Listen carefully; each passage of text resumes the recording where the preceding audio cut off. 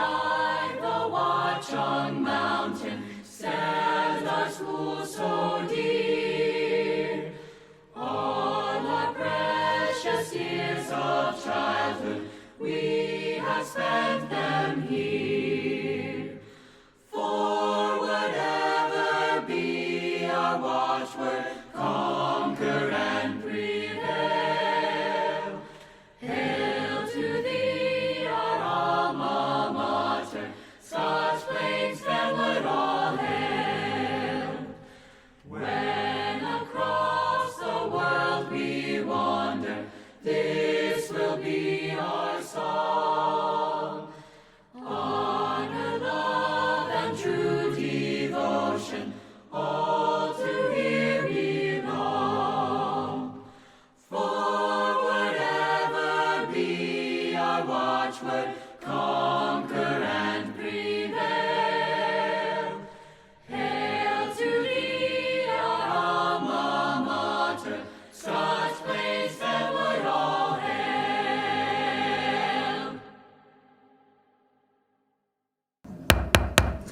I'd like to call to order the public meeting.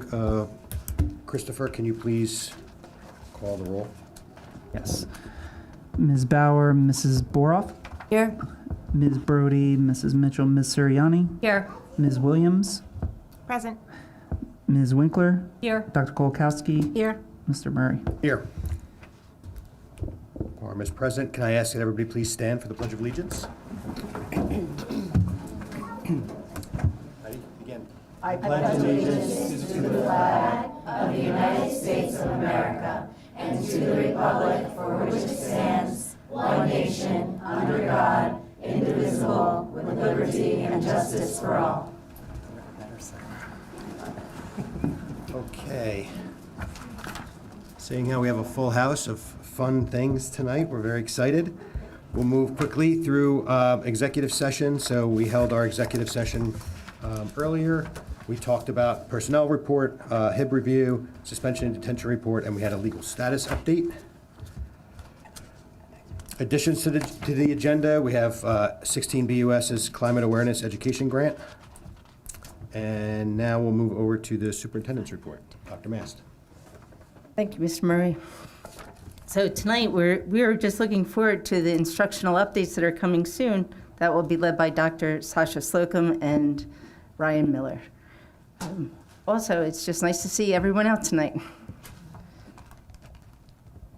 Thank you, Dr. Mast. Mr. Jones, Mrs. Administrator report. Yeah, I just want to highlight two items on the agenda tonight that are pretty big, important decisions for the board. First one is we're going to award Architect of Record tonight. So it was a long process that started back in October with networking, meeting lots of people. We put out an RFP, had presentations, interviews, reference checks. Multiple board members met with the architects. Accumulation of the approval tonight, and this will start to kick off of planning a master plan for the school district in terms of construction projects, and potentially, given the enrollment, the high enrollment I mentioned last week in our budget presentation, potential big referendum to build some expansion in the school. So we got to collect data. We got to see where the data is coming. We don't know really. We're going to let the data drive our decisions. But just that planning starts as soon as we approve the architect tonight. Second item I want to highlight is the district-wide photocopiers. We again, multiple months, probably another, I'd say 3-4 month project. We had vendors come in and review all the schools and take a lot of time to try to get the best price. And happy to announce that it's going to be a $1.3 million contract over 5 years, and there's going to be a savings for us of $300,000 over our current rates, which is pretty impressive, I believe, given the high inflation that we have. So I'm pretty excited for that. They'll start installing in April, and we'll have all new copiers in the district by the end of the month. So looking forward to that. Thank you. Thank you, Mr. Jones. Student representatives report. We just have a short report for tonight. Today we met with Dr. Heisey, Dr. Mast, and with the advisory committee that will help us further help culminate student opinions in the student body into our reports. Perfect. Thank you. Okay. Board president announcement. So the New Jersey Open Public Meeting Law was enacted to ensure the right of the public to have advance notice to and to attend the meetings of the public bodies in which business affecting their interest is discussed or acted upon. In accordance with the provisions of this act, the Scotch Plains Fanwood Board of Education has caused notice of this meeting to be published by having the date, time, and place thereof posted at the Board of Education offices located at 512 Cedar Street, Scotch Plains, New Jersey. Such notice was also provided in written notice forwarded to the Union County Hawk, Star Ledger, Township Clerk of Scotch Plains, and Borough Clerk of Fanwood, and the revised annual notice of regularly scheduled meetings as adopted April 28th, 2022. Now, moving on to the reason why you're all here and the fun part of the night for us, recognition and instructional updates. So the first up is Dr. Slocum, I believe, Yes. with Juneteenth quilt presentation. Yes, and just to add a little bit to that, last spring, all third and fourth grade students engaged in lessons about Juneteenth and designed and created a quilt to represent freedom and the importance of Juneteenth. This project was completed in conjunction with community groups, Social Justice Matters, to present the quilt to the honoree at this year's Juneteenth celebration at Shady Rest Country Club on June 17, 2023. Students and staff who worked on the quilt are here tonight to present it to the BOE, where the quilt will hang until the Juneteenth commemoration. So, Dr. Slocum, please come up to introduce the students and the quilt. It's tricky, I'm not sure which way we should be. I think you're going to have to spin. Stand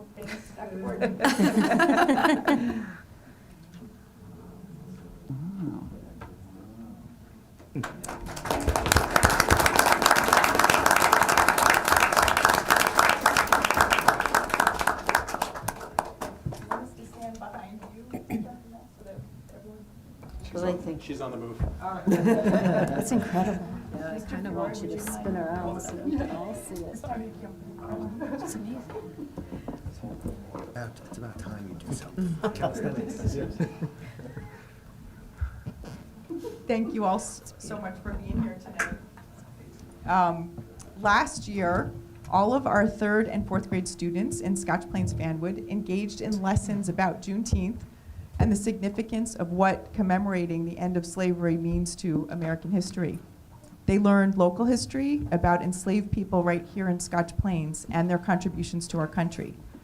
Then, classes discussed symbols people have used in quilts to represent important events, memories, and emotions. And all of our third grade and fourth grade classes throughout the district designed and created a quilt square to represent their class's celebration of freedom and the importance of Juneteenth. We have with us here tonight fourth graders who were third graders last year when we made the quilt. All of the class's quilt pieces were sewn together with a kente cloth border to make a 2022 Juneteenth quilt. The quilt will ultimately be a gift, as Dr. Mast mentioned, to the honoree at this year's Juneteenth celebration at Shady Rest Country Club on June 17th. Until then, we would like to present the quilt to the Scotch Plains Fanwood Board of Education offices for the public to view and to thank you for your support in our collaboration as elementary schools and with Social Justice Matters. A key person will be here momentarily. She had something until 8 o'clock, but she's going to be here. She's the president of Social Justice Matters and is had the idea for the quilt to start, so she's going to talk about that when she comes. But it is through their organization that this project came to life. So, Mrs. Tashira Wheeler, who is a kindergarten teacher in the district and at McGinn School, and also president of Social Justice Matters and chair of the Juneteenth Committee, is going to end our discussion instead of going now, so we're going to go straight to our students. We have fourth grade students from 4 of the elementary schools. Cole School really wanted to be here, but they have their dress rehearsal for a variety show tonight, so they weren't able to come, but every other school is represented here, and we even have students who are going to share some of the squares that Cole's produced as well. So why don't one at a time, students, you can stand up on either side of the quilt, and you can introduce who you are, and if you'd like to share something. All right, if you can stand on either side, please. Like some on Mr. Fleury's side, some on Dr. Wortnick's side. There we go. And Mrs. Mulman is here as well. If you can share, and this is Sarah Ward. We're going to talk about. She's an 8th grader. We're going to talk about how she participated in just a minute. So if you could, you want to start us off, introduce yourself. This was my patch, and I said, "Hi, my name is Ethan Smith. I was in Miss Aaron's third grade class, and we chose to make our own patches because we wanted to express peace and freedom."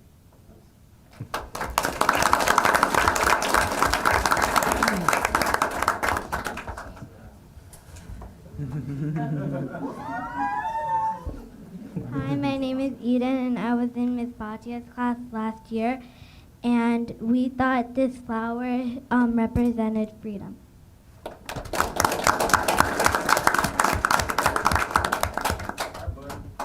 Our evergreen friends all work together, so I'm sure we'll work out.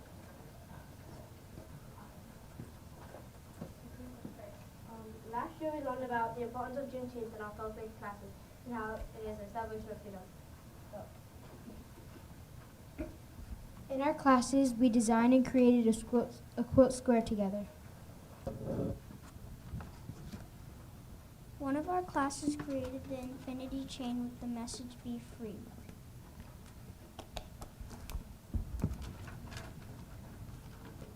Each student in our class created one chain link so we were all represented on the quilt piece.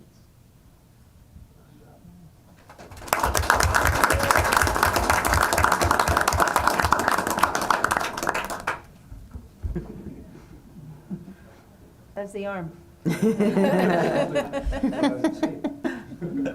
Hi, my name is Clara. I was in Miss Marchika's class last year, and we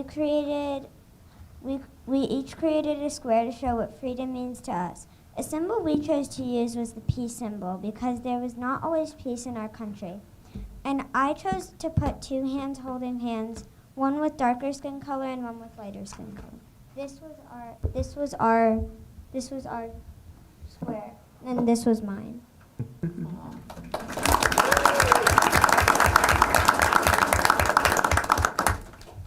I'm Isabella DeRue, and I made this square to show what freedom means to me.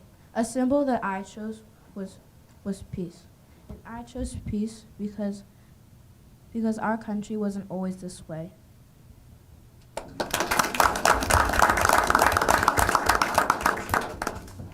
My name is Lucy Simone, and I'm in 4th grade at School 1.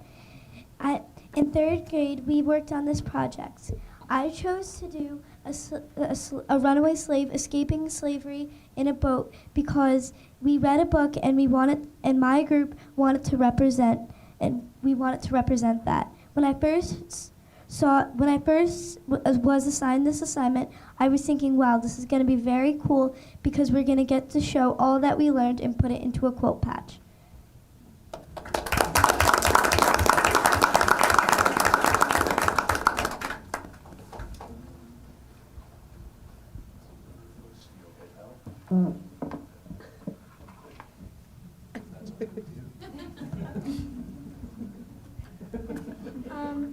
My name is Tyler Rozicki. I am from Brunner School, and my 3rd grade teacher was Miss Pepe, and I could not find my square on here, but I remember helping friends. Think of ideas to represent freedom.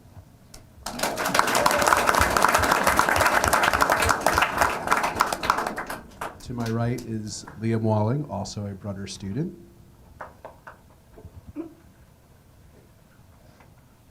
Last year, I was in Miss Pepe's class, and I created a square to show what freedom means to me. What I chose to create was a peace sign, because what Juneteenth means to me is the day that peace finally came.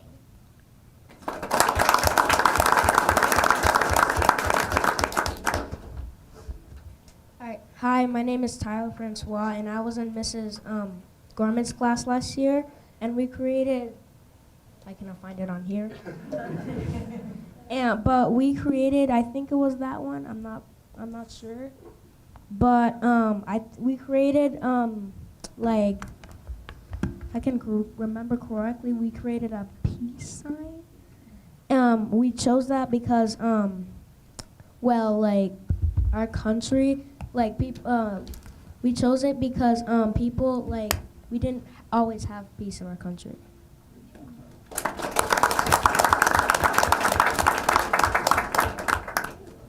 Hi, my name is Brendan, and right here is my class's square. I drew the one with the freedom bird, symbolizing freedom from black and whites.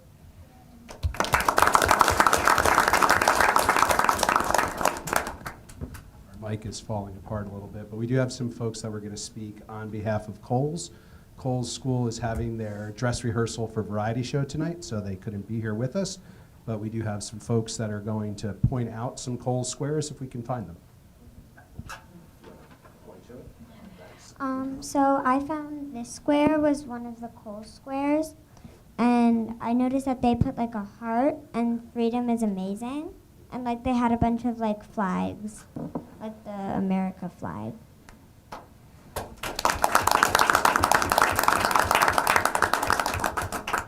I chose this one because I think that what freedom means to them is peace and harmony.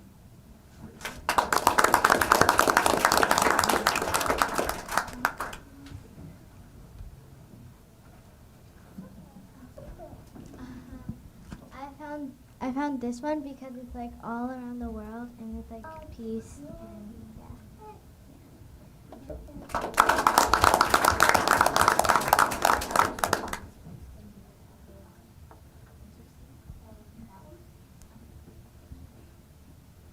So I found this one, and on it there is a bunch of medals that resemble an independent slavery in the past.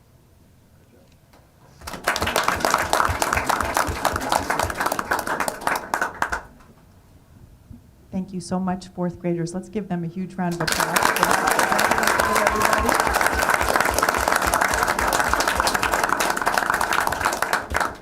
And this is Sarah Ward. She's an 8th grader in our district who's going to tell us a little bit about how all of their quilt squares became a quilt. My name's Sarah, and I'm in 8th grade at Nottingham. I learned how to quilt with my grandmother and at Urban Society. Miss Cavalieri sewed most of the quilt, but I helped to patch some pieces together.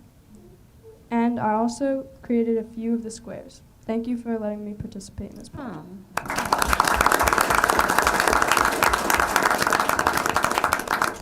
Mrs. Jessica Cavalieri, who's one of our art teachers, worked with Sarah to quilt this, to put the quilt pieces together, to put the kente cloth on as a border, and to make it a full quilt. So Mrs. Cavalieri could not be here tonight, but she definitely is the reason that it's a finished product. So we thank her. And that would be great. And also, if I'm just going to check to see if Mrs. Wheeler is here, because she really was the spark of the whole project.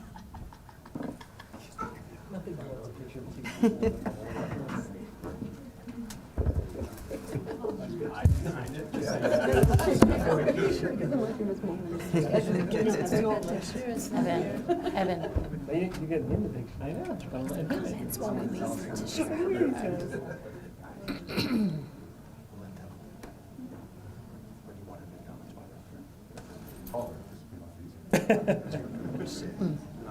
I'm really short. We make a bad couple.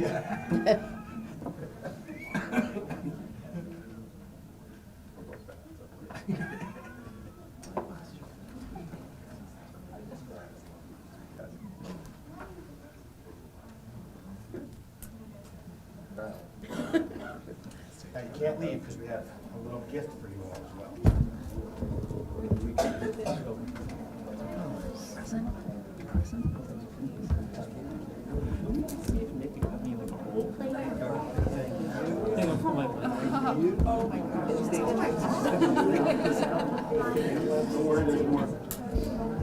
Oh, Evan, you're so good. Oh, it'll be fine. It's warm. It's a paper cube. I think so. The coldest room in the city. That was not my best moment.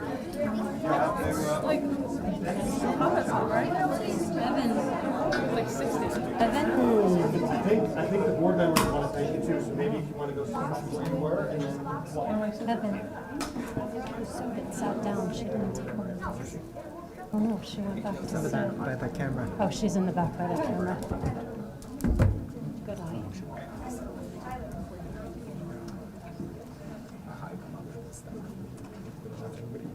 Slipping skinny. Okay. That was beautiful. I feel like the Easter Bunny. The right time of year.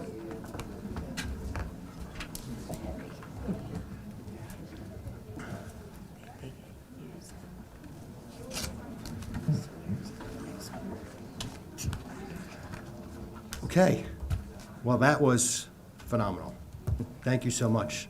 That was really, really great, and it was great to see everything that you guys have all been working on, and it was great for you to come back to show us. I think that was fantastic. Other board members want to make any comments to this wonderful group? Yeah. I want to thank you so much for all the work and the time that you put into this. It's really special.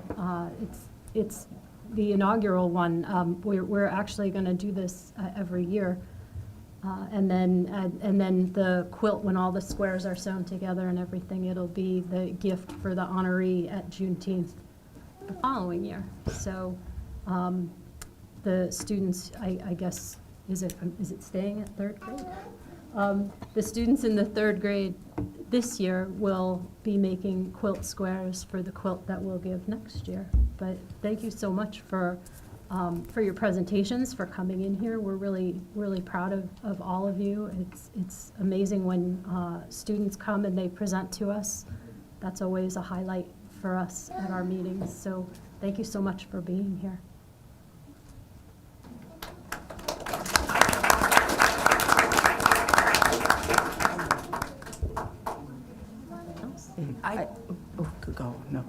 No, I was just going to say real quick to the students that are here, thank you so much for coming up here. That takes a lot of confidence, and to share the work that you've done on behalf of your classmates is a really important thing that we want to make sure that you know how appreciative we are of that. And as a district-wide, something to see that this was done district-wide throughout all the schools, to bring everyone together for such a meaningful project, and as Amy said, an inaugural one, so you guys were the start of something that's never been done before. You're the pioneers. We just want to say thank you, and that was amazing, so thank you.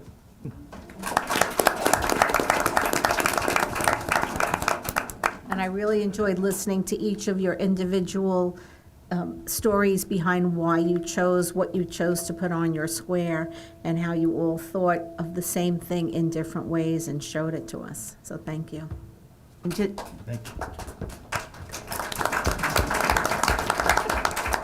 To follow up on Dr. K, just what's so impressive about that quilt is each square tells a story in itself. As we saw when you picked the squares from Kohl's and you described what you saw, but the quilt altogether really tells a very big story for our country through your own artwork. So it's a really great place, a great example of arts integration, of storytelling and visual arts. So thank you so much for this beautiful example.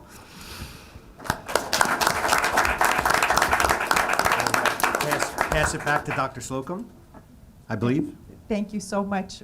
Thank you very much, Mr. Murray. So I would like to introduce Mrs. Tashira Wheeler, who is, as I mentioned before, a kindergarten teacher in our district, but also the president of Social Justice Matters and the chair of the Juneteenth Committee, and she was the spark that created this project. So I'd like her to explain where it came from in her.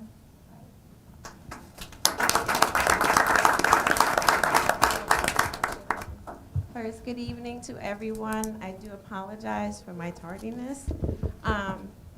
To all of you, let me explain to you how touched I was by your beautiful contributions to this quilt. Your quilt is actually going to be a gift that will continue to keep on giving. Your gift that you have created, will go to our Juneteenth honoree, people who have given back to our community you have, through your quilt squares, through your representation, through your interpretation of what freedom is, because Juneteenth is about freedom for everyone. And your interpretation and your representation is now going to be gifted to someone who has gifted of their time, their energy, and their talents in our community. So I'm trying not to cry, because when I first saw it, I did cry, I did get emotional, because it is a beautiful representation. And I thank you all so much for taking the time. I want to thank the teachers that taught the lessons that go along with this. It's very important for our students to have that foundation, that understanding. The idea was that in 2020, to try to have a way for you all to be involved in Juneteenth, that it wasn't just us adults telling you what it was. We wanted to hear from you. What was your interpretation? We wanted your full involvement. We've had the design contest. We have our kindergarten through 5th grade band that can design for something. We have our middle school. We have our high school. But what you all have started is hopefully to be a long-lasting tradition here in this district, that we as students, as teachers, we're giving back to those who have given so much to us. So on behalf of Social Justice Matters Incorporated, on behalf of our Juneteenth committee, and I'm not sure if I have any Juneteenth committee members here. Oh, yes. Dr. Slocum, too. And Mr. Fiore, he was on our committee as well. We just want to thank you for just participating and being a part of this lasting tradition. And thank you to Dr. Mast and to the full board for your support and everything that you've done to not only support this project, but also to support our Juneteenth program in the district. So thank you for this time.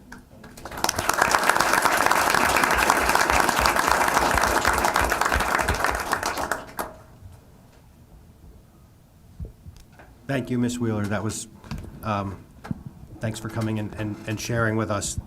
And thank you all for coming in and sharing all of your talent with us tonight. So we won't keep you any longer because we know you want to go home and do more homework, right? Thank you. So everybody's free to stay. If you don't want to stay, you're free to go. We're going to continue on and go from elementary to high school now. So. Thank you. Goodbye. I'm so excited. I wish we could display it.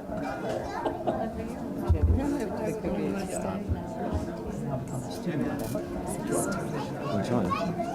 Oh, my God. I didn't see that. He's great.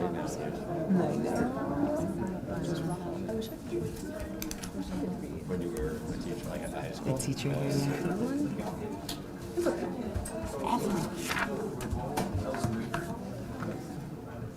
Yes, go in the room on the credenza.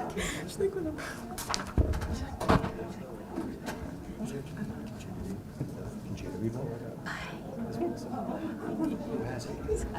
Oh, I know who has it. Hold on. Your face. Something's.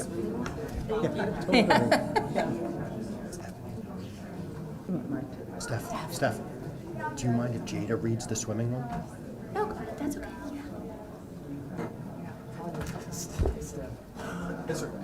What order do you want to That's me. do first? Do you want to do swim? Yep. Basketball. Yep. Jada's going to read the swimming. Okay, so walk, come on. Close. It's fine. Okay. Jada. You can read it from there, or if you want to read it from there, it's up to you. Ryan's going to go first, and then. Hi, good evening again. I don't know if the microphone's working or not. Let's see. So I was terrified at the end of 2022 as to the amount of wins that we had in the spring.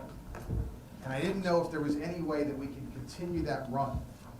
But when we look back at what we've done, what we've accomplished here, what our student athletes have been able to do, to say that we came out strong out of all that garbage that we got shut down with in 2020 is an understatement. And what the student athletes did this winter is a continuation of the excellence and the dedication that they have toward their sport and toward just their commitment to one another. And I'm really, really excited to be able to talk about a handful of our athletics from the winter. We have some team accomplishments, some individual accomplishments, and it's just really remarkable. I do get to say again that we did something for the first time in school history, but I'm gonna wait, because that just never gets old when we get to say that. So I'll wait for that one until we can bring that team up. But the first team I'd like to, or the first individuals I'd like to honor are our county champions in swimming. We have Owen Higginbotham and, where are you, Billy Sherrod? So if Owen and Billy can come on up along with Coach Jessica Holnick.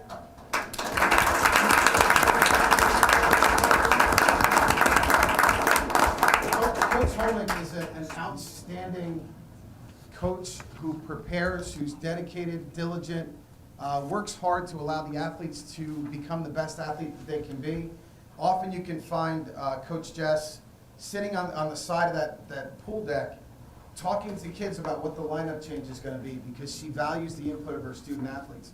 She's very angry with me for what I'm about to do because I'm going to put her on the spot. And when you tell a dedicated planner that she has to get up and speak without anything, she's not going to be very happy. But either way, if I say anything else about these athletes, I'm going to steal what Coach Jess has to say, so I'm not going to. But Coach Jess Holman.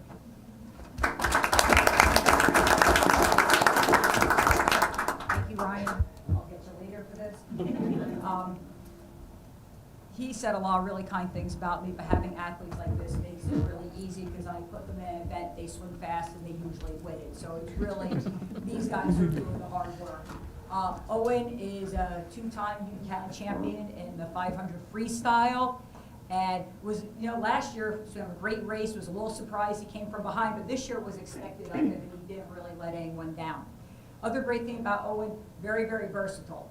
We went to one of our state meets, and the coach came up to me, he's going, it's going to be a real close meet, I think it's going to come down to the last relay, the only thing I can't figure out is where you're going to put that Owen kid. And I looked at him and said, I don't know either half the time, it just kind of comes up and he goes where he's needed, and he's just really done a great job for us this year. Thank you.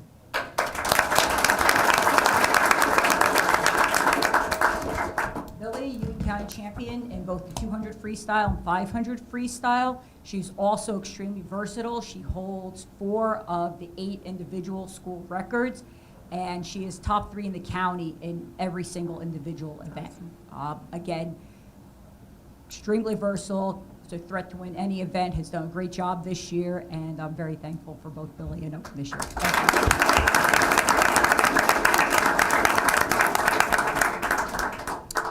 Okay, now the. Ooh.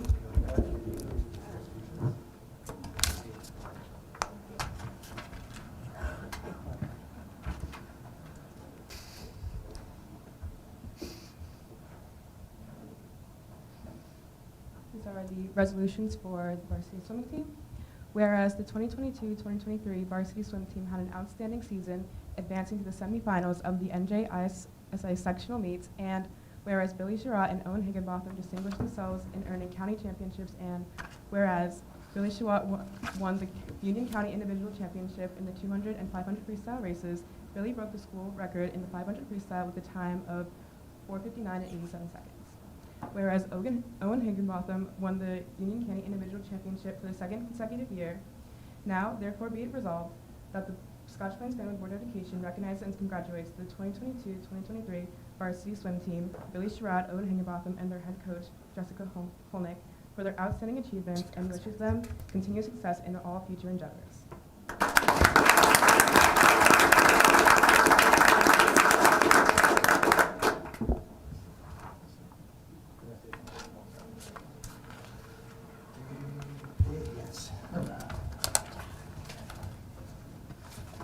We get to honor an accomplishment that hasn't happened here since 2013. So it is absolutely outstanding to have an athlete achieve an individual accomplishment. And in some sports, they're tabulated and it's easy to figure out. But the sport of basketball, 1,000 points in a career is the landmark of a scorer. And we're going to bring up Amanda Baylock.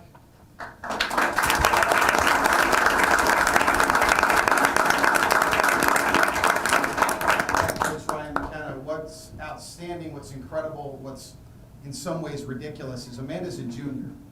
So most of the time, it takes someone till their senior year to hit that 1,000th point. And most of the time, coaches are a little bit stressed out, wondering if we can get an extra game, We added some games in, and the world fell right for us, where Amanda was able to hit her 1,000th point at a home game in a state tournament win.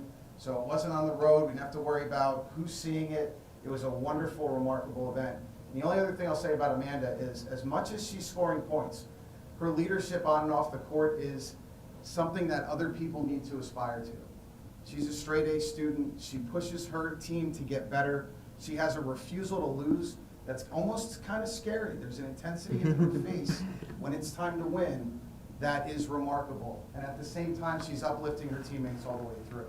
So we're very, very proud of Amanda. And before I take all of Coach McKenna's anything to say, I'm going to introduce our Coach of the Year in girls basketball, Ryan McKenna.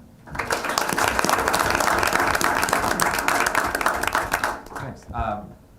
So just to put into perspective, I know Mr. Miller talked about it being done in 3 seasons, but Amanda's first season, we only got to play 15 games because it was the COVID-shortened season. So most players do this in maybe like 100 or 110 games, and Amanda did it in 70 games, which is great. She's on pace to be, the second leading scorer in our school's history. She was the top 20 scorer in the state. She was the leading scorer in our county. She also leads our team in assists. She did a tremendous job this year. She got as many honors as she could. She was an all Group 4 player this year. She was first team all county, first team all area. And what's nice is that she's a junior and she gets to come back and do it all again next year. And we made the sectional final for the first time since 2006.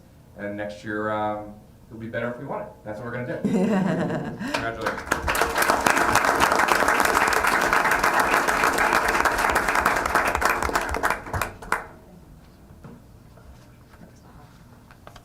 Whereas the 2022-2023 varsity girls basketball team had a remarkable season, advancing to the final round of the NJSIAA Sectional Championship for the first time in over 15 years. And whereas junior Amanda Baylock achieved a career milestone of 1,000 points on February 21st, 2023, during the second round of the NJSIAA Sectional Tournament. And whereas Amanda Baylock is the 8th girls basketball player to pass 1,000 points in school history and the first since 2013. This athlete and team received well-deserved recognition from fellow students, staff, and the Scotch Plains Fanwood communities for their outstanding efforts and accomplishments.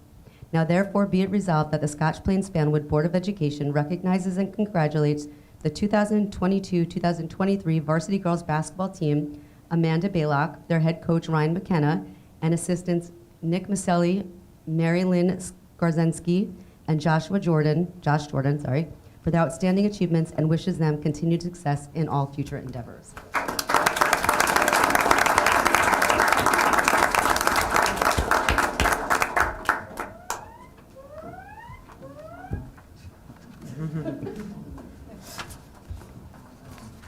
Our sectional, county, and state championship banners hang in our gym, and I'm running out of space. So Christopher and I are going to have a conversation about expansion because I'm running out of wall space on where to put our banners. I'm excited because for the first time in school history, our bowling team is sectional champions, and I'd like to bring up our bowlers as well as Coach Garisi.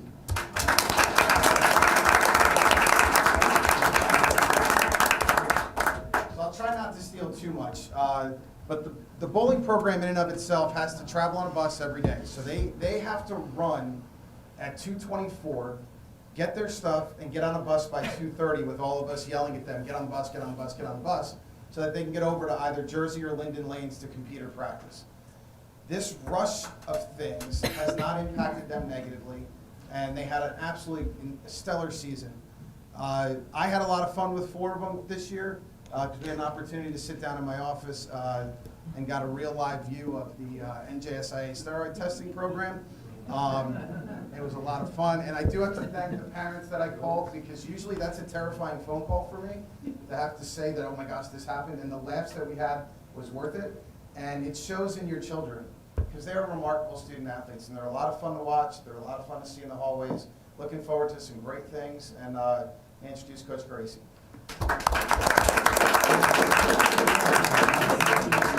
Thank you, Mr. Miller. This is an appropriate time to ask for a budget request for a bowling alley built on campus. Anyway, thank you. Special thanks to the parents this year. You guys were super supportive all year. Dr. Mast came out to a couple tournaments for us. It was really great to see you. And Mr. Miller, thank you for the opportunity to coach this team for the last 12 seasons. Also, congrats to all of my former and current students on their amazing accomplishments this winter. These guys had an incredible year. A lot of amazing accomplishments to mention. A couple things about them just as people in general, not just as bowlers, but like they're amazing friends with each other. They're very supportive of each other. It's an individual sport with a team component, and they're always supportive and very happy for each other's accomplishments. And I appreciate that about them. They bring that energy and enthusiasm to every practice and every tournament. Some of our incredible accomplishments this year, besides that first state sectional title in school history, combined JV and varsity went 29-1 overall. We had a couple of unofficial freshman matches as well, so compare that in, it's 31-1. Thanks, Jonah, for that freshman year. First Watchung Division title in 6 years. The team had the highest game in the county all season, the highest series in the county all season. They ended up finishing 4th overall in the state rankings at the end of the season, and a little bitter because they did beat 2 of the top 3 teams head-to-head, including the number 1 and the number 2 teams in the state, or number 1 and number 3 teams in the state. So an amazing year. We are losing a couple seniors, which is of course sad to see them go, but we do have a bunch of underclassmen that to look forward to. The future should be bright for them too. So, gentlemen, thank you very much.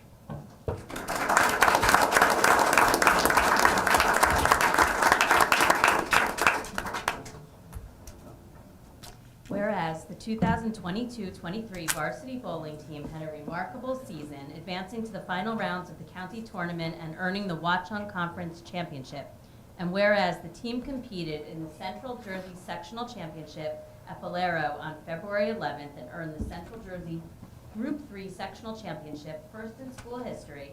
And whereas the 2022-23 bowling team was comprised of the following athletes: Dylan Fay, Sean Ferrone, Declan Lowry, Matthew Reynolds, Aaron Richmond, Matthew Arnold, Matthew Capizalo, Maura DeRosa, Louis Busano, Jason Seguido, Nathaniel Leversey, Reed Cooler, Jonah Lesky, Devin McAuliffe, Michael Savare.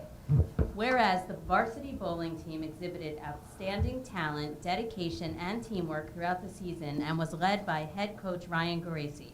This team received well-deserved recognition from fellow students, staff, and the Scotch Plains family communities for their outstanding efforts and accomplishments. Now therefore be it resolved that the Scotch Plains Family Board of Education recognizes and congratulates the 2022-23 varsity bowling team and their coach Ryan Geraci for their outstanding achievements and wishes them continued success in all future endeavors.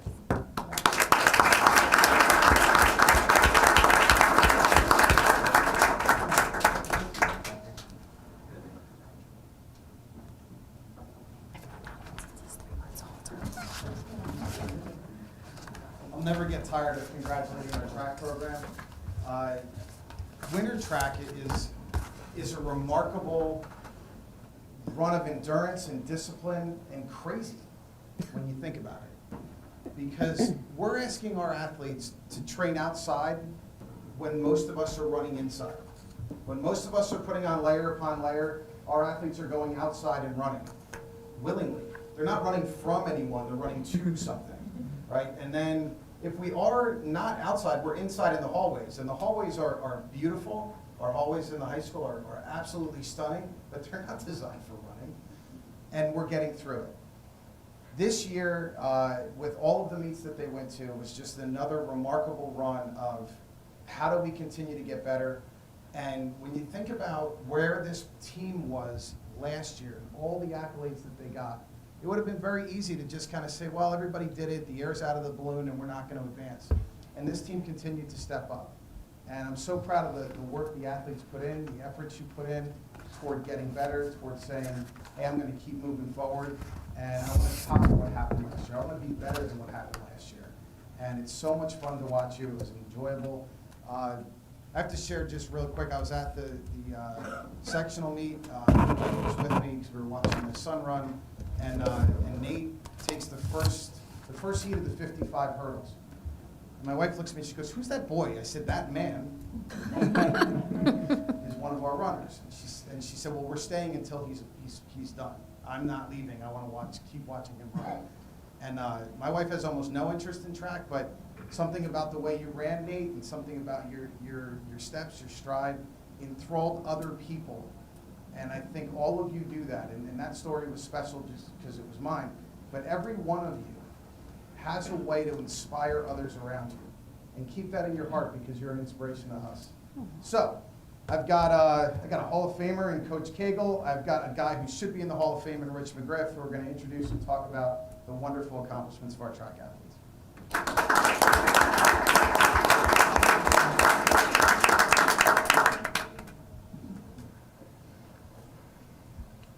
Thank you, Mr. Miller. I want to thank everyone for coming out tonight and everyone for their support. It's good to see so many familiar faces here. Congratulations to everyone on their successes this winter. Amanda was out with us this fall getting in shape for basketball.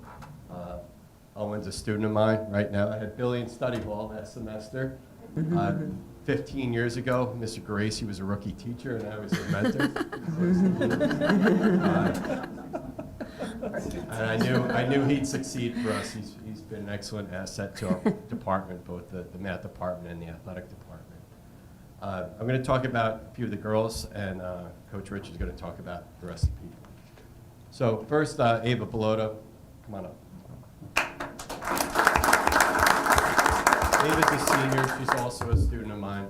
Ava was the Union County champion in the shot put. This is kind of a culmination of how far Ava's come over the last 4 years with us. When she was a freshman, very raw, but she's grown up so much in terms of her work ethic. Her development as an athlete is remarkable. What makes it even more remarkable is that we have a very large team in the winter. We have about 130 kids, and we only have 3 coaches, so we don't have a full-time throwing coach for Ava to work with. So a lot of the work that she does is self-directed work, and I know that I could put her in charge of things there, and she handles things very well for us. And I'm just so proud of her, how far she's come. Unfortunately, some throwing arm injuries hampered her development, but still qualified for the Meet Champions and Eastern States Championship. Ava Bellotta.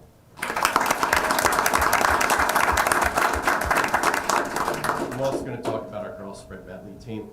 So we have Kira Kelly, Delaney Farley, Abby Elliott, and Janai Perry.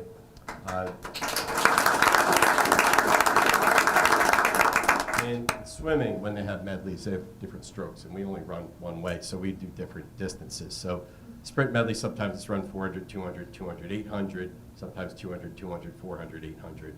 It's not run that often, but we have to look at what events we're going to be strong in. And when we look at a meet and we see they're running the sprint medley because they don't have the same events at every meet, so that's something we're going to do. That's one of our best events. So we ran it for the first time at the County Relay Championship when we broke the school record, school indoor record. And then we ran it again in the Group 3 Relay Championship. We broke the school record and won the state championship, same 4 girls.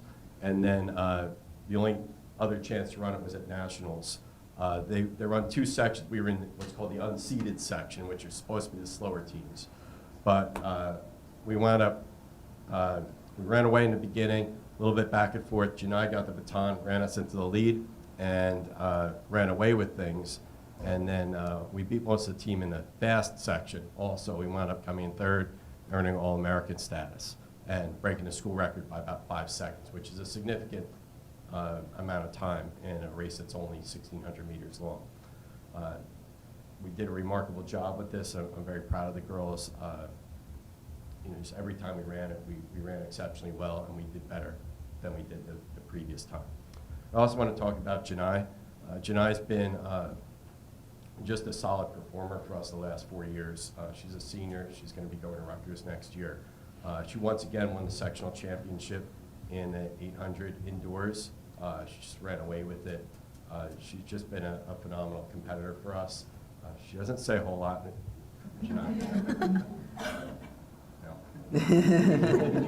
Right. But she comes to work every day. She's never complained once in the 4 years I've been working with her. And you know, she goes out there and she leaves everything on the track. She doesn't say a whole lot to the other girls, but they know when she's around, they better be to business, because that's the only way that Janai has it. So we're exceptionally proud of these young ladies. The three will be back next year. Unfortunately, Janai's going to be leaving us. We have one more season, though, and we're going to make the best of it. And then Coach Rich is going to talk about the rest of the team.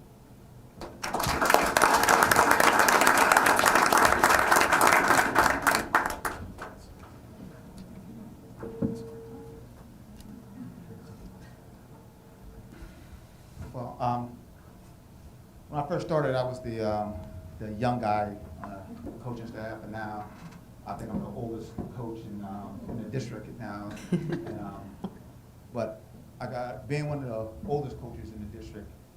You know, you're going through, you've seen a lot of people and been a lot of people, and you had a lot of athletes and a lot of experience through. So, but I have to thank my good friend Jeff Cagle. You know, we've been working together for 20-something years now, and I know all you know, but I wound up in the hospital twice during the middle of the season. You know, but you know, I'm calling because you're working with these kids and you worry about what's going to go on. I need this stuff like that, but and I know that Mr. Cagle, he's going to be there. He's going to help them out and stuff like that. You know, he's sending me videos and stuff where they're competing. You know, because he knows that's what I want to see. You know, if I'm in the hospital, but what I really want to be, I want to be at the Easterns to watch you run and see you guys go. That's what I want to see. And you know, I got a lot of support from the kids, a lot of support from the family, a lot of support from Scotch Plains. So I want to say thank you for that first off. So thank you guys a lot. I really appreciate it. What's going on now? Well, first, before I talk about the two young men, I got to talk about a young lady here, Zoe Hopkins. I work for hurdles, and I primarily in winter time to the high jump. And Zoe, like her twin, hurdles and jumps for me. She did a great job this year for us. And when I first saw her and her brother and stuff, and you see these two athletes walking through the school, I remember, I'm sure they thought, who's this crazy man chasing after me in school? Like, I don't even know him. He's going like, you got to do track. All right, but I was right. So Zoe now, she ran for us, and she placed in our county in the hurdles. She placed in our county relays in the hurdles. They placed in the state relay in the hurdles. She placed at the individual in the section. She placed at the individual in the state, and she made it to the meet the champions at the hurdler. And she's our school record holder in the 55-meter hurdle. All right, and also, as part of our hurdle team, she's an All-American, came in third at the Nike Indoor Nationals in the 55-meter hurdle. So, great job.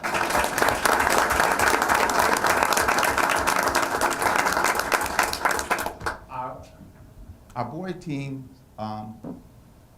over here, we got a lot of young guys out there and stuff like that. We don't have too many older seniors and stuff like that. We have a lot of people working hard, you know, but they're not on that level yet of scoring. So when you look in all the results and you see Scotch Plains placed here, Scotch Plains placed there, it was basically these two young men right here. So these two guys alone beat, I think, 75% of the teams in our group, just them two, all right? Every time we scored, it was these two young men. Every team that we had placed in the winter time, it was these two young men were on the teams. The first one I'm gonna bring up here is Ian Hopkins. Come on.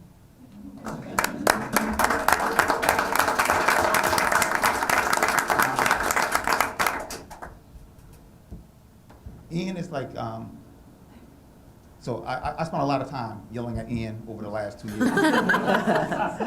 And then getting on to him. And I think this year, we finally came to understanding.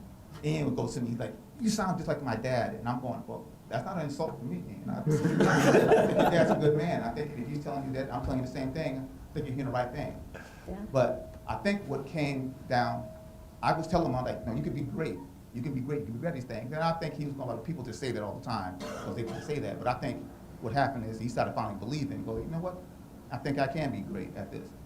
And, you know, we've had a lot of people like Nate and Julia that you saw, a lot of publicity going through like this, but this young man right here too is also a two-time All-American as a hurdler. He's a guy that plays in our county. He's a state champion in a county relay in the high jump. So, you know, always the top people always get a lot of accolades, but he was always there. He was always there. So you saw those groups, he was there. And you're gonna see in the future that people are gonna go on like, yeah, you remember when they had those two great guys? Who those two great guys that Scotch Plains fan was? And he's gonna be one of those guys right there, Ian Hopkins.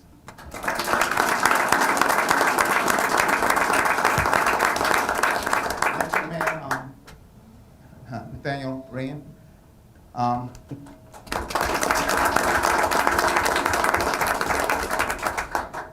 Now, Nate, I think was probably the exact opposite of a guy that we saw. When I first saw Nate, and all these girls can tell you, and I remember who ran track like that. Now, in the paper, you said that he was 5', there was no way he was 5'2". He was definitely under 5 feet when he started as a freshman. And I remember him going, and he was like, wow, that's such a nice little kid. He runs hard, he has great form, he's gonna, he's gonna be something like that. He works really hard. And when Nate was plagued by injuries, obviously you see the height he has now, got a big growth spurt and all those, that complicated his injuries and stuff like that. So I had a nickname for Nate, and my nickname for Nate was Fragile, because he was always hurt. He was always injured. He came in one season, he came in for the first 3 days of the season, got hurt, and he came back for the last 3 days of the season. And he missed all kinds of time.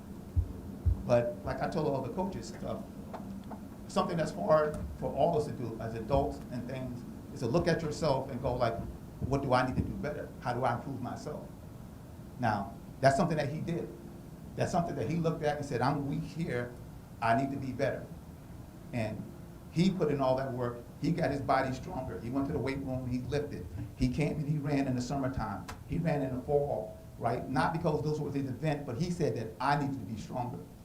I need to be better. And so, and what he did was get himself better, got himself stronger. And he did something that if you would have asked anybody in this state, they would have told you would not happen. When you talk to people in track and field, you talk to people in track and field from California all the way back over to New York City, and you go, wow, who's the best hurdler in school history in your school? Who's the best hurdler in New Jersey history, right? Now, until this year, people would have said, just right out, Ronaldo Nehemiah, considered the best hurdler that ever existed. But now, when you're gonna ask people, there are gonna be people who are gonna say, who's the best hurdler that ever went to Scotch Plains? And people are gonna start saying, Nate Rayan. And that's something that nobody would have thought would have happened. And that's from the work that he did. That's the work that he put in. Not from my coaching, it's the work that he put in, the time he put in to make himself better to get there. So he went from a guy who ran 6 days out of a whole season to being the county champ, being the state sectional champ, being a state champ, being an All-American, all right, coming in second in the nation, having the fastest time in the country in the 55-meter hurdles, having the fastest time and recorded in our school in the 55-meter dash, 55-meter hurdles at a 7:14. Now, Ronaldo Nehemiah has a 6'9" hand time, which is state record, but that equates come out to automatic adjustment be 7:14, what he ran.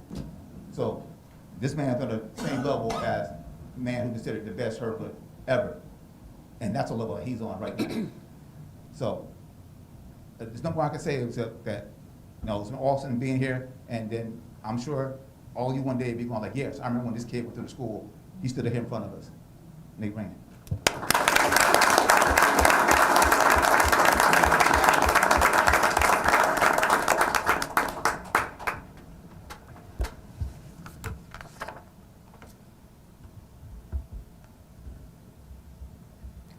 Whereas the 2022-2023 varsity track program had an outstanding season, competing in high-level meets in Toms River, Jersey City, New York City, and Staten Island. And whereas the following members of the track program distinguished themselves: Joey Hopkins, school record in the 55 high hurdles; Ava Bellotto, shot put, Union County champion; Nathaniel Ray and Ian Hopkins, high jump relay group 3 champions; Abigail Elliott, Kira Kelly, Delaney Farley, Janai Berry, sectional champions in the spring medley, school record time; Janai Berry, 800-meter North 2 Group 3 champion; Nathaniel Rayan, 55 high hurdles, county, section, and group champion, top time of 7.14, which led the United States. Whereas these athletes, through their tireless efforts, are leaders and examples for their teammates, school, and community, now therefore be it resolved that the Scotch Plains Fanwood Board of Education recognizes and congratulates the 2022-2023 varsity track program and their coaches Jeff Cagle, Rich McGriff, and Dan Darty for their outstanding achievements and wishes them continued success in all future endeavors.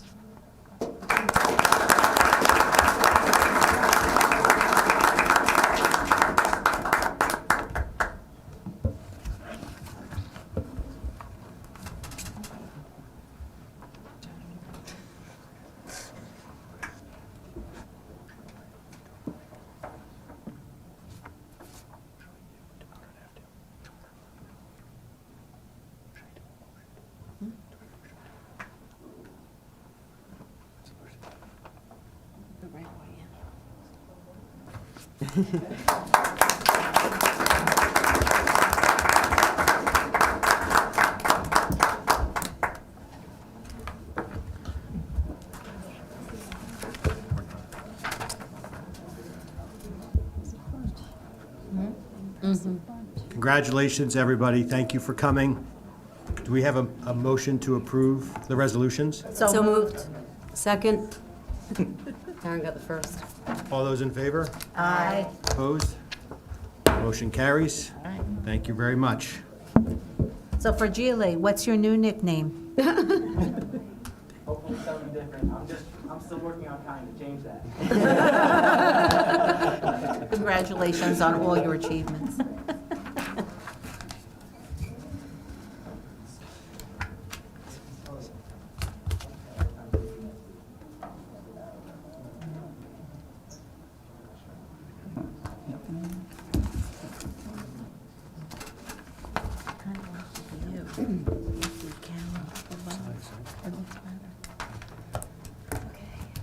All right. We're going to move on to our first public comment. In accordance with Scotch Plains Fanwood Public School Bylaws 01640165, the meeting will be open for 15 minutes for public comments, maximum 3 minutes per speaker. Speakers addressing superintendent items, business function, other board business will be heard first. If time remains, speakers may address other matters. Speakers, please state your name, the town in which you reside. Boards use the public comment period as an opportunity to listen to citizen concerns, but not to debate issues or enter into question and answer sessions or a cross-examination between the public and the individual members. Be aware that not all issues brought before the board will be resolved that evening. Boards may respond to public comment by seeking additional information or by delegating the authority to investigate the issues to the superintendent or his or her designee. So the meeting is now open for public comment. Does anybody want to come forward for public comment?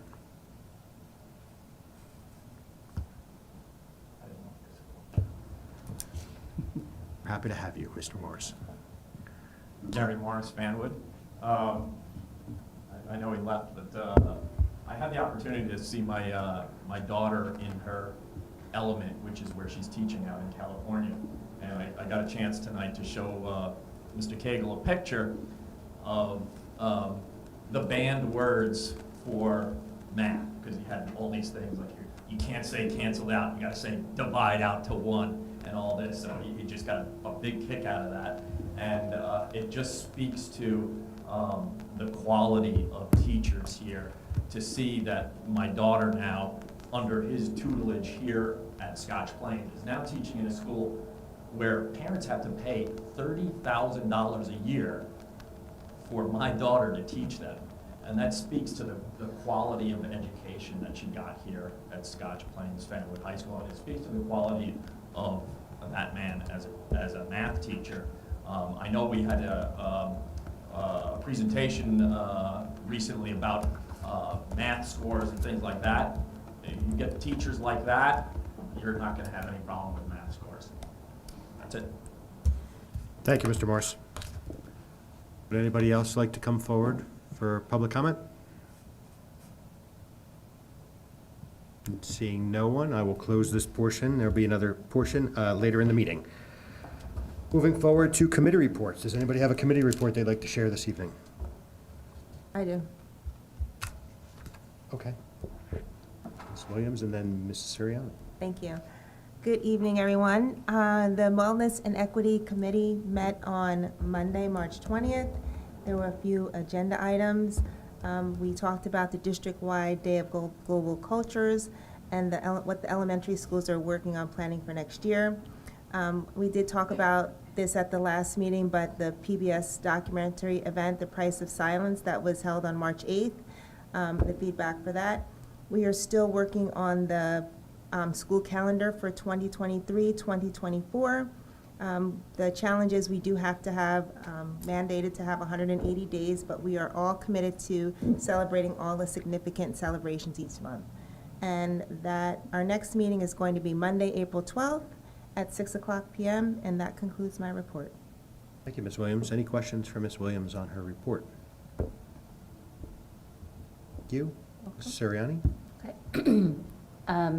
The Community Relations Committee met this week. One thing that we focused on, and we do at every meeting, is reviewing the good news from across the district, which district liaisons present to us. I'll just summarize a few key positive happenings. Brunner had Read Across America. A number of schools had Read Across America events. Coles had Change for Change, which was a school-wide incentive to get students to work together to collect change, and in turn, that change would provide books that represented students with varying abilities in our library. And this initiative was started by a Coles student who uses a wheelchair and was wanted to ensure that the books in the library provided represented and normalized disabilities. The Harlem Wizards game was a big success and good fun, and that was district-wide. McGinn presented kindergarten kindness, that the kindergarten team and children at McGinn created kindness displays in the kindergarten wing.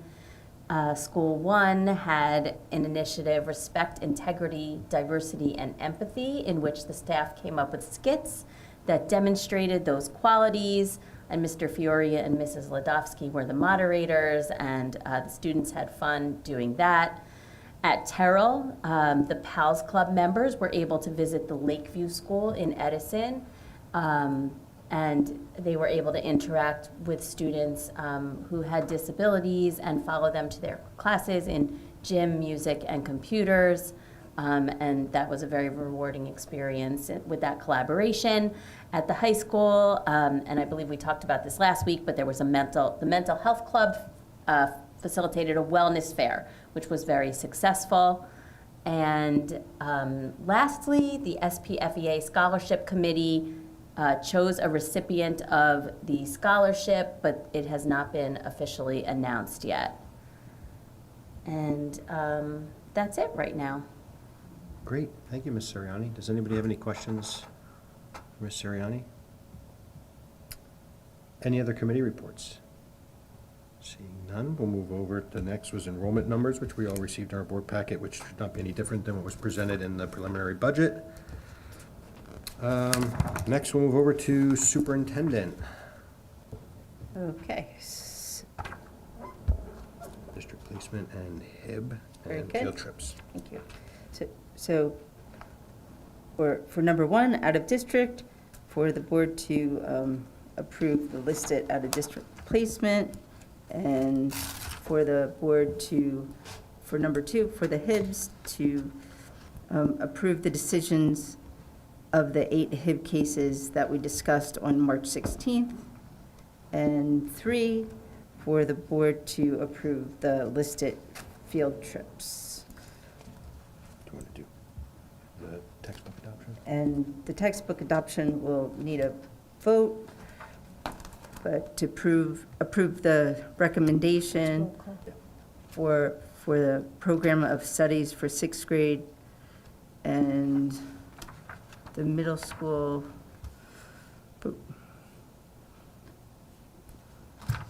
The books that are listed, both the world cultures and geography for 6th grade social studies. Thank you, Dr. Mass. So we have a block approval. We're going to need a roll call for this. So do we have a motion to approve all 4? So moved. Ms. Winkler? Second? Dr. Kulkowski is a second. Mr. Jones? Sorry, any questions? Comments? No? Mr. Jones, can you please call the roll? Okay. Ms. Boroff? Yes. Ms. Suriani? Yes. Ms. Williams? Yes. Ms. Winkler? Yes. Dr. Kolakowski? Yes. Mr. Murray? Yes. Did he get you? Forgot Ms. Winkler, I think. No, he called me. Winkler. No, I got her. Right? Did I get you? No? No, you started with Boroff. Ms. Winkler? Yes. Yes, there we go. Motion carries. We will now move to continue with Dr. Mast. Personnel? To move to approve the personnel report that we discussed this evening in exec. So So moved. moved. Ms. Boroff moved, Ms. Winkler second. Do we have any comments or questions? Oh, sorry, roll call. Personnel. Boroff, Winkler. Mrs. Boroff? Yes. Ms. Suriani? Yes. Ms. Williams? Yes. Ms. Winkler? Yes. Dr. Kolakowski? Yes. Mr. Murray? Yes. Motion carries. Moving on to board business. Mr. Jones? Number 1, staff training. Number 2, related service special education. Number 3, approved at the last board meeting. Number 4 is a reference to the architect I mentioned in my opening comments. Number 5 is dishwasher photocopiers I also referenced in my opening comments. Number 6 is a standard resolution we have to put every year for just estimating our costs for those services. If those change, we'll do a separate resolution as the year goes on. Number 7 is our EEF grants. Number 8 is a transportation contract for a special education student. Number 9 is a donation. And number 10 starts our standard reports, fire and security drills. 11, financial reports. 12, our disbursement report. 13, our bills. 14 is to pay for payment for our filming. Number 15 is a contract for effective school solutions. Is the same amount as this year. And number 16 is what we added was a climate awareness education grant, which is a pilot program that the governor approved this year at the budget comments. Do we have a motion? So moved. Suriani, do we have a second? Second. Mrs. Winkler. Comments? So, Mr. Jones, just real quick. So everything on here, we went through last week's agenda setting meeting. The only thing new on here is climate awareness education grant. Is that correct? And the stated architect. The architect, and we had the photocopiers, and Final number on the phone. the final numbers, yes. Just making sure nothing else has changed, so, okay. Anybody else have questions on any of these items? All those in favor? Aye. Opposed? Abstentions? Motion carries. Thank you, Mr. Jones. We're going to move into board resolutions. Would somebody like to move for the Autism Acceptance Month resolution? So moved. Dr. Kulakowski, Second. Mrs. Winkler. Does anybody have comments or questions? Does anybody want to read the resolution? You want to read it? Yeah. Okay. Mrs. Winkler, go ahead. Whereas autism is a neurodevelopmental disorder that results in difficulties with communication and social interaction as well as repetitive behaviors. Whereas autism can affect anyone regardless of race, ethnicity, or other factors. Whereas it is both a moral and fiscal imperative that services be made available that maximize the potential of each unique child or adult living with autism to contribute to the greatest extent possible to the society and economy of the United States. Whereas it is well established that early intervention can improve outcomes by significantly improving the cognitive, language, and adaptive skills of people with autism. Whereas a variety of physical, medical, and mental health issues may accompany autism, resulting in marked functional impairment in all activities of daily living. Whereas these conditions may include epilepsy, Down syndrome, Fragile X syndrome, gastrointestinal problems, immune system disorders, sleep disturbance, sensory integration dysfunction, and metabolic disorders. Whereas many individuals on the autism spectrum face co-occurring mental health challenges, including anxiety, obsessive compulsions, and depression. Whereas individuals living with autism are highly valued and deserve the highest level of dignity and acceptance by society.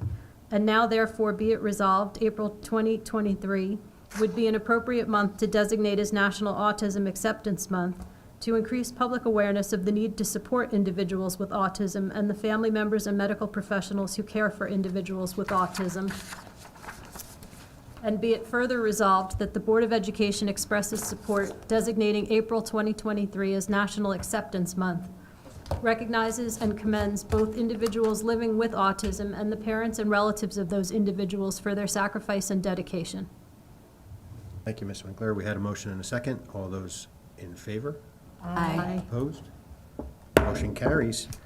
We will now move to board policies, which this week we will be voting on them.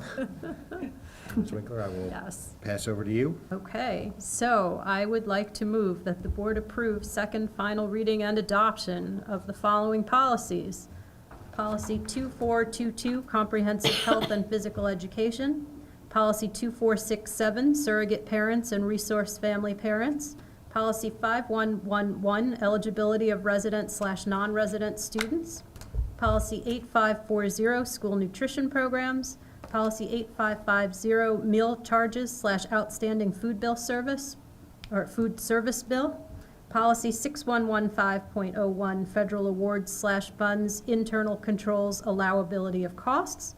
Policy 6115.02, Federal Awards/Funds, Internal Controls, Mandatory Disclosures. Policy 6115.03, Federal Awards/Funds, Internal Controls, Conflict of Interest. Policy 6311, Contracts for Goods or Services Funded by Federal Grants.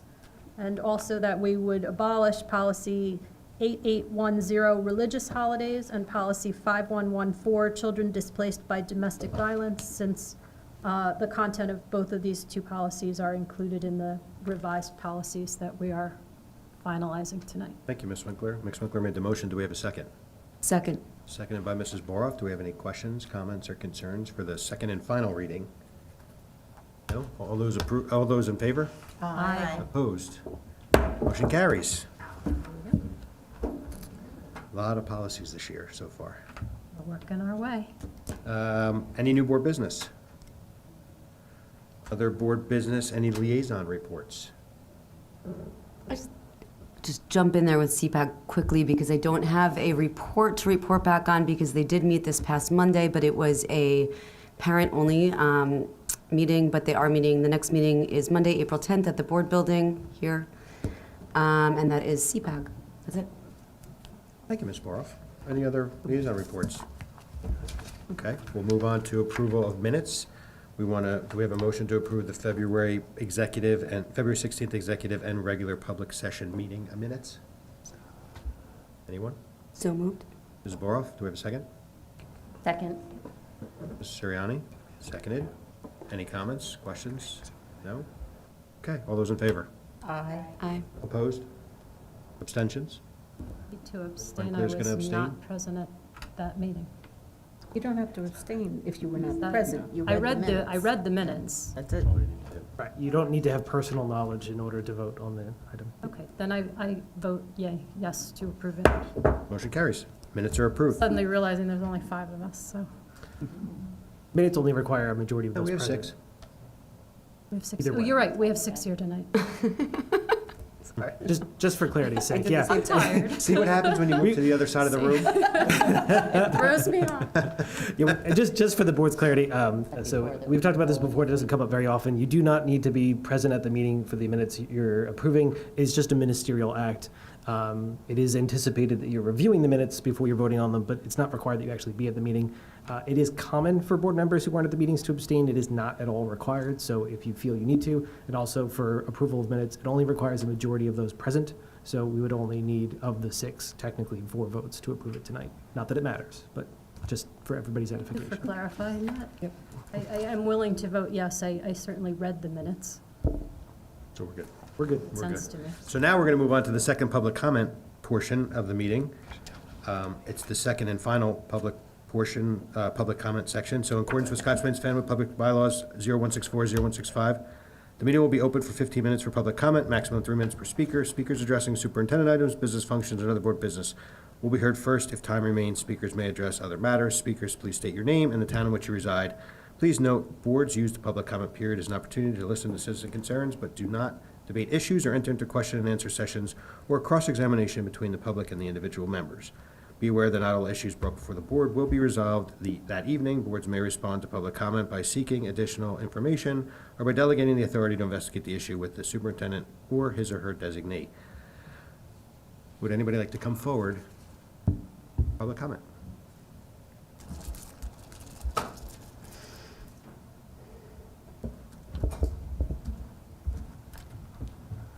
Gary Morris, Fanwood again. One of my favorite children books growing up was, I believe it's called The Emperor with No Clothes. I'm sure everybody's heard of this. The king, or I guess the emperor has somebody craft an outfit for him. And he's actually a scam artist, and he doesn't actually use material, but he says anybody who can't see this material is not worthy of their position. And as the story ends, the king, parades through town basically naked. And it takes a small boy, a very small boy, who looks up at his mom and says, "Why is the emperor naked?" Everybody else was making believe that he had clothes on, even though they could see it right before their eyes. And that leads me to what I brought up the last meeting about a couple of books. I would like to see what is the process to evaluate a book. What is age inappropriate if sexual information in a book available to a 5-year-old is not inappropriate? What is inappropriate? That book also has a firing squad in it. It talks about death camps. How is a 5-year-old going to process that? It's just wrong, and I did a lot of research on this, so you guys don't have to. The library in Westfield has that in the adult section of the library, the adult section. It's also available in the Middlesex College. It's a college book. So I don't understand the thought process. I understand you saying that, people with, higher degrees have this. But you know what? I don't put a lot of credence in that, because you know what? When my water heater breaks, I'm not calling somebody with a college degree. I'm calling a plumber who's really good at what he does. You know what I am? I'm a parent who's really darn good at being a parent, okay? I have the proof. You could see my kid's resumes on this. We've been able to navigate my kids making it through school. No drugs, no alcohol, none of the fights. You don't see them in any HIB things, okay? I'm just saying, put some credence in what parents have to say. When they see something, you should encourage them to say something and at least look into it, and not blow them off with, that's up to these people with these degrees to decide whether this is appropriate or not. No, it's not. I'm a parent, I'm a taxpayer, I have a say too, okay? That's my money too, and you gotta look into it. It's your responsibility. Thank you. Thank you, Mr. Morris. Wow, I nailed it with that time limit. Would anybody else like to come up for the final public comment section? Okay, seeing no one, we will close public comment for this evening and upcoming, oh, I'm sorry, Dr. Mass, did you want to say something? I'm sorry. Yes, so Mr. Morris, a number of the items that you stated, we agree with. Like calling a plumber, he's an expert in the field.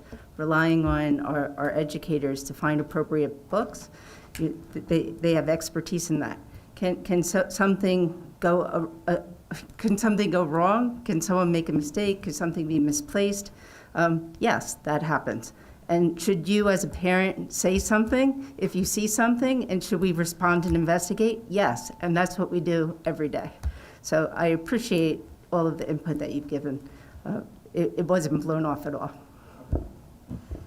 Thank you, Dr. Mass.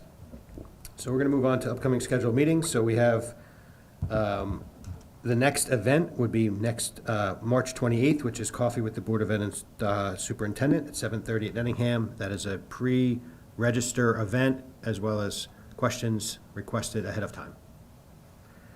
And then our next scheduled board meeting is a month out. So our next scheduled board meeting is April 27th in this room at 8 o'clock. And we will move to the good of the order. I have Sure, something to say. absolutely. So I just wanted to recognize or give another shout out to a couple student athletes recognized tonight who I know personally.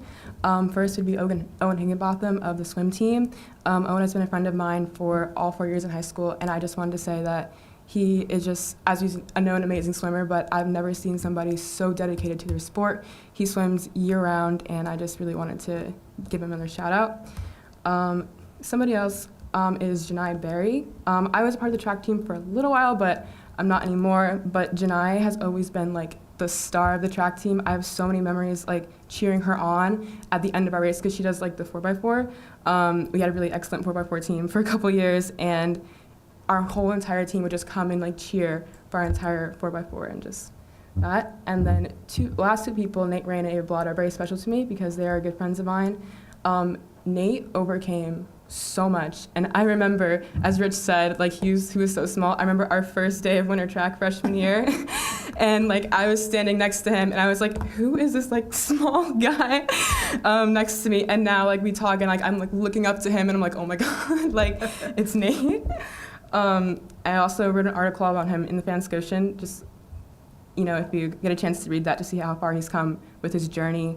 And then lastly is Ava Bellato. Ava Bellato is amazing. She's somebody who inspires me, and she definitely inspires the team.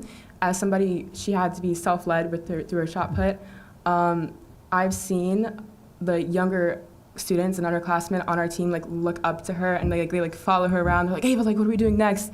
On the team, and I just really wanted to recognize that. So thank you. Mm-hmm. Great, thank you so much. Anyone else for the good of the order? Other than the amazing presentations we had today from our young students, which was fantastic, and then the artwork around the room, everything's, we do need to make sure we have at least once a month to have the students come in from the district to present something, because it's great when they come in, it really is. Anyone else for the good of the order? Going once, going twice? Enjoy spring break. Yes. Coming soon. And I hold true to my snow statement, so I'm going to continue to hold true to my snow statement.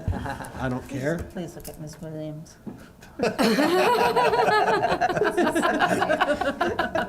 On that note, my snow statement was, we're not going to use any snow days. Right. That was my snow statement. I'm going to hold true to it. I don't care if we get snow in April. We're holding true to it. So anyway, I do have to apologize to the towns, though, because I did say that budget savings, I think, to our mayor in Scotch Plains, and then we had to salt the roads for the once or twice with the salt, so. Do we have a motion to adjourn? So move. Second. We have a motion and a second. Any questions or comments? All those in favor? Aye. Opposed? Motion carried. We're adjourned. We'll see everybody either next week or in April.